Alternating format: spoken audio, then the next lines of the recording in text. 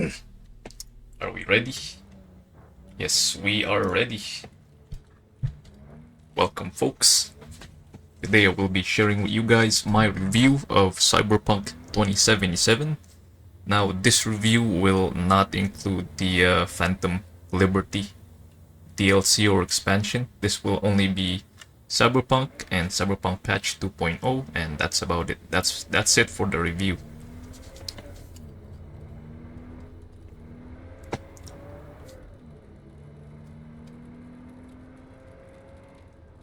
This will be an unscripted review. I think it's better if I not write a script nor write any essay for the review. I think it's better so that I can actually speak my thoughts on this matter. Or Cyberpunk, that is. So that I can actually bring out my thoughts and feelings about the game and how it is now. Now, this isn't exactly a full review. I'll leave that up to the audience to decide what kind of review this is. I'm not gonna give a full number at the end, like most reviews do. It's either good, middling, or bad. And it's really up to you, the audience, to decide whether this is a good review, a middling review, or a bad review of Cyberpunk. And I don't really do much reviews. I did some, but not a lot. I'm just gonna go through with this. Okay, I have written my talking points here. Talking point number 1, which is graphics. Graphics. Now, take this with a grain of salt. I'm not a kind of player who actually, when I play a game, I don't really care about the style. I prefer the substance of a game. Now, it's good to have both style and substance mixed into one game, and I think that's good. But some games, they only have style but no substance. Some games, they have substance but no style. And I think for Cyberpunk, it definitely has style. Definitely has style. That's where graphics come in. I mean, there's a reason why Cyberpunk is being used as a benchmark when it comes to PC hardware, and I think that says a lot about the game's graphics. The game is also very hardware intensive. So yeah, I mean, I've seen videos, I've seen tech channels utilize Cyberpunk as a benchmarking tool when it comes to how good their PC builds are. Example being LTT, Hardware Unboxed, Gamers Nexus, and Jay's 2 Cents, to name a few. But yeah, the game definitely looks really good. The Cyberpunk aesthetic is there. I'm really proud. No, not proud. I'm really happy that CDPR definitely did really well in the graphics section. Jeez, man. Yeah, they did really good. And there's not enough said, alright? Enough said. But Cyberpunk is a really beautiful game. Especially in Night City when you're in Japantown with all the neon lights. Daytime in the game looks okay, but I think the game shines a lot more faster, a lot more better when it's nighttime. That's when you really see the city shine because of the neon lights and all that stuff. But yeah, graphics of Cyberpunk, really good. I think I really love the aesthetic. Again, take that with a grain of salt. I'm not really that good at describing how good the graphics of a game is, you know. But with graphics comes performance. How is the game's performance? Well, with really good graphics also comes the game's very hardware intensive. I mean, the main selling point for Cyberpunk was ray tracing, right? Ray tracing. So if you have ray tracing off, then you'll have better performance. On, you'll lose some performance. That was one of the main selling points of Cyberpunk when it released in 2020. Now, when it comes to performance, I can't really say much about performance, since when it first came out, I played the game with a different hardware. And right now, I have upgraded my gear, my rig, to a better rig. Yeah, spent a lot of dosh building this thing, but you know what? So far, I'd say the game is patch 2.0. I'd say the game is quite well, performs quite well. My main resolution is 3440 by 1440p, which is 2K gaming, inching closer to 4K, but still 2K gaming, and it's 144 Hz, and the game pumps out easily more than 100 frames at medium to high settings with ray tracing on, RTX on only. Now I can't really get that deep into the game's performance since I still do have my old rig right behind me, but it's collecting dust and I don't want to do testing. I really don't want to do testing, I'm too lazy. But yeah, performance wise, I have no complaints about the game. I mean, I do have a 3080 and not a lot of people do have that graphics card, but still, I'm suffice to say, satisfied with the performance of the game. Point number 3. Gameplay. How is the game's gameplay? Well, there's this is an interesting thing. Interesting talking point. Gameplay. For me, there's two ways of playing a game. If the option is there, you know. First option, you go in. You go in, guns blazing, you know, straight to the point, no nonsense. Number 2, you're a sly fox. You hide in the shadows. You sneak around. You pick off your enemies one by one. Now, point number 1 is the fun part, the fun gameplay. Point number 2 is an optional gameplay.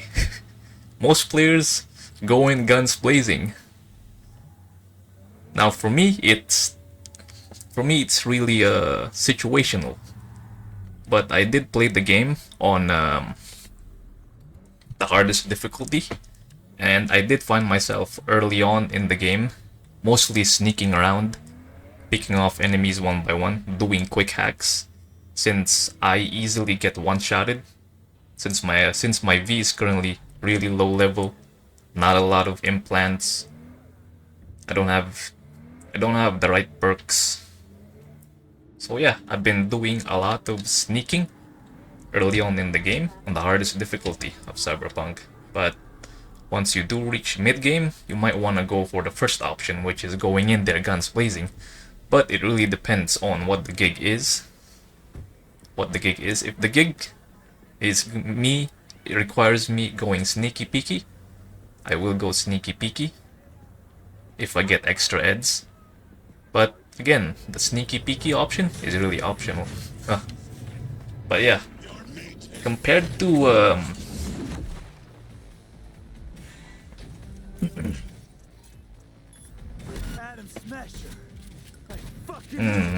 what was I gonna say again? But yeah, the sneaky peeky, going in guns blazing. What was I gonna say? Forgot what I was gonna say. But yeah, there are two forms of gameplay. Now it depends on you how you're gonna tackle that. Also, this is mostly firearms gameplay, not melee gameplay, not the melee build of Cyberpunk. And my build in the game was what I call the High Noon build, or the Cyber Cowboy build, which is really nice. Doing a lot of headshot damage, really high. You can one-shot most of your enemies, from normal enemies to elite enemies. You can just one-shot them. But boss enemies are different. You gotta fight them. Head on. My build was Cyber Cowboy build with quick hack build, mainly consisting of cripple movement and the cyberware malfunction. Cripple movement roots them in place so that I can shoot them in the head. Cyberware malfunction gives me a decent 5% more damage, which is really nice, and that's about what I did throughout most of the game, with a mix of sneaky peeky. That's how I took the game. But maybe perhaps on my next playthrough I'm gonna go through the game guns blazing, because it's more fun. because it's more fun. Now I'm more accustomed to the game now. Maybe I can do a heavy machine gun build or something. See what I can find, see what I can come up with. But yeah, gameplay is really fun. I can't really say much about the melee side of the gameplay, but the game's gunplay is really nice, really good. Again, I really love my High Noon and Gunslinger build. One shot to the head, boom, easy. Revolver, pistols, those kind of things. You know, it would be nice if CDPR would be able to... If you're a Gunslinger build, right? It would be nice if you have... You can akimbo those weapons, you know, like this. Not just like one handgun like that, like this.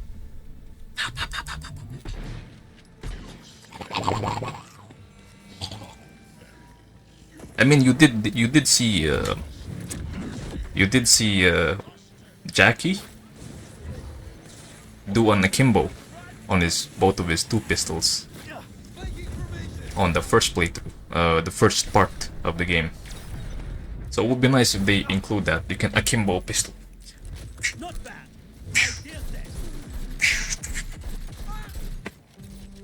I think, are there mods for that? I haven't put any mods. I haven't put any mods in the game.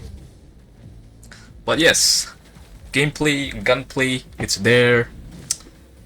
Sniper rifle, shotguns, assault rifles, heavy machine guns, it's all there, but mainly for me, first playthrough, again, only pistols. It's really fun. I'm enjoying it. It's really great. Implants included in the gameplay, of course. Implants are there. They're really hard to come by. I like how the implants kind of changed from when the game first came out. It was different, but now it's different. You can now upgrade the implants, which is no. Just gonna skip that. Implants. They're kind of now. If you're playing the game on a lower difficulty, I think you can mess around with the implants on how you wanna build your character. But if you're playing a little bit on like the final difficulty of the game, then I think implants do matter. They do matter actually. It did matter for me since I went with the cool perk, and with the gunslinger build, I mainly my main shtick for dealing with enemies is doing weakness damage and doing headshot damage. Now, if any implants kind of like alleviated the cool perk, that would be nice. But yeah, mainly my implants mostly consisted of helping out the cool perk. Sometimes I can make exceptions, but that's about it. Anyhow, gameplay is I wouldn't say straightforward. I have not tried the other other builds. But yeah, I think I've gone long enough rambling here. So let's just go to talking point number 4. Questing, side gigs, and criminal activity. Questing is pretty straightforward. That's your like side quests. Main quests, MSQ. Main quests are like well-written stories. I really like that. Very well written. Very good actually. Very good storytelling on CDPR's part. Really nice. Side gigs are different. They're like mini side quests that you can do for like a quick ad, maybe to alleviate your reputation in Night City, which it always does. But yeah, side gigs are mini side quests, you could say. And criminal activity and mini side gigs are some of them are interconnected. That's why I like Cyberpunk so much, is that side gigs and criminal activity, they're very interconnected. Now once you get rid of a criminal activity on a certain area, you will find these shards, these dialogues, and you can read through them. and sometimes you can, you know, relate them to a side gig.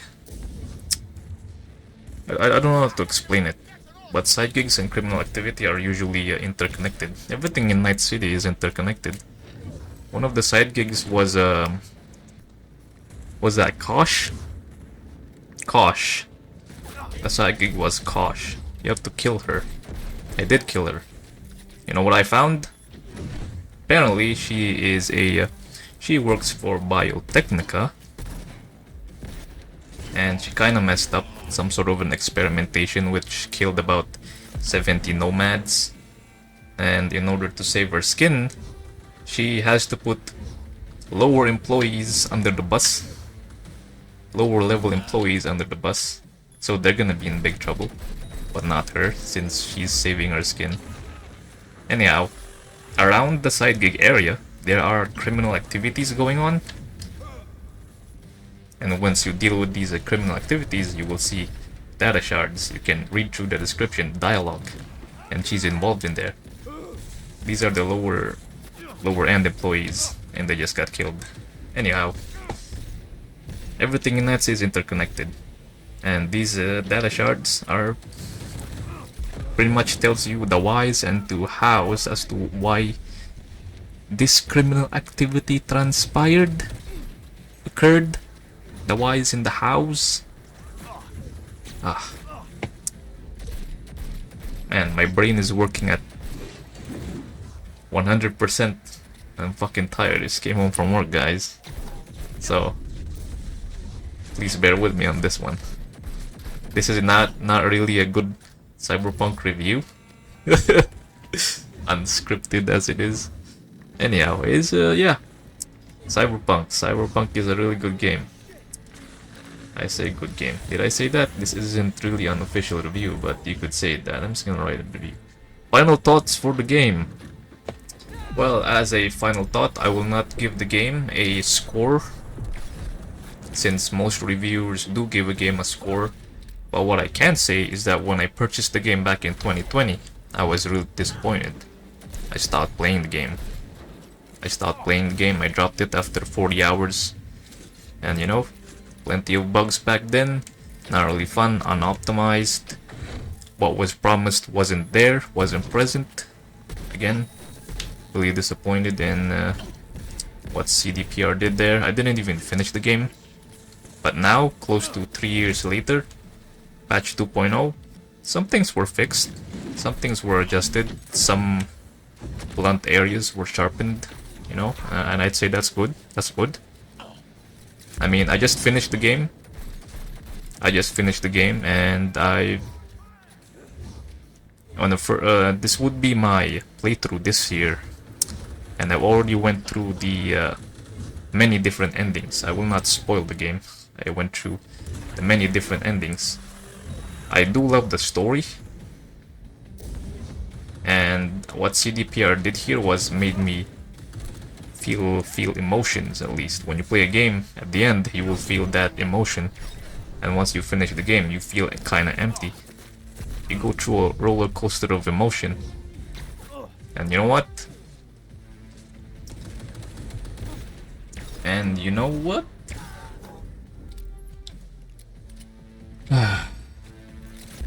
I still can't get over the game.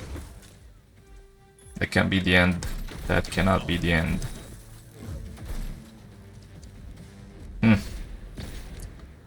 Yeah, the game lets you go through a roller coaster of emotions. You're happy, you're sad, you're disappointed. All of that. Going up and down, up and down.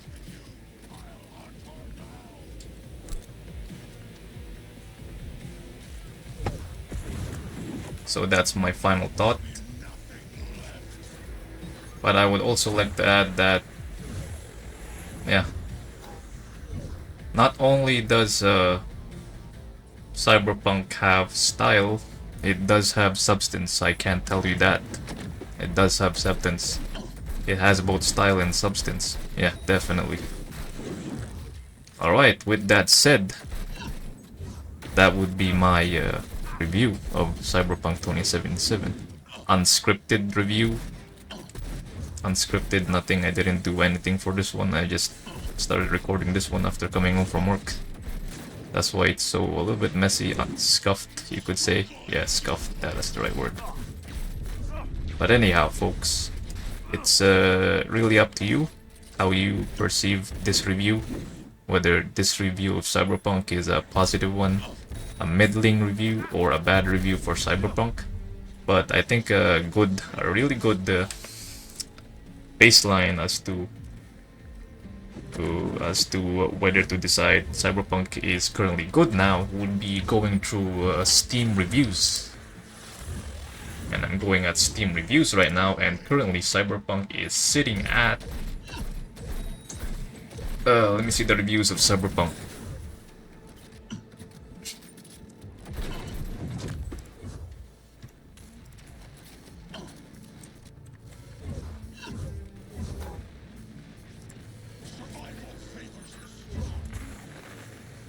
Cyberpunk on Steam is currently sitting at very positive reviews. Very positive reviews, yeah. All reviews sit at very positive. Recent reviews also sit at very positive. So yeah. Majority of the people think that the game is good now. But I won't say if the game is good now or it's still bad. It does still have a lot of bugs. A lot of bugs. A lot of bugs still going. Sometimes you glitch down on the floor. You go down Night City. Just keep falling and falling. Sometimes when you're trying to hide a dead NPC's body, it just goes and flies all over the place and the body gets spotted and you know, your mission is a bust. Sometimes the things in the area, like boxes, would fly around when you're in close proximity or jumping around. Close to those boxes, they would just fly around. Stuff would fly around. But so far, those are just minimal bugs, you know? All games have bugs. But yeah, I suppose that is my unscripted, unfiltered review of Cyberpunk. And that's really up to you, the viewer, to decide whether this is a positive review of yours for Cyberpunk. But what I can say is that I'm gonna wait for the Phantom Liberty DLC expansion to go on sale. I'm gonna go through another playthrough of the game. But anyhow, folks, I'll see you guys next time. Ciao. Smasher. Finally. Done and gone.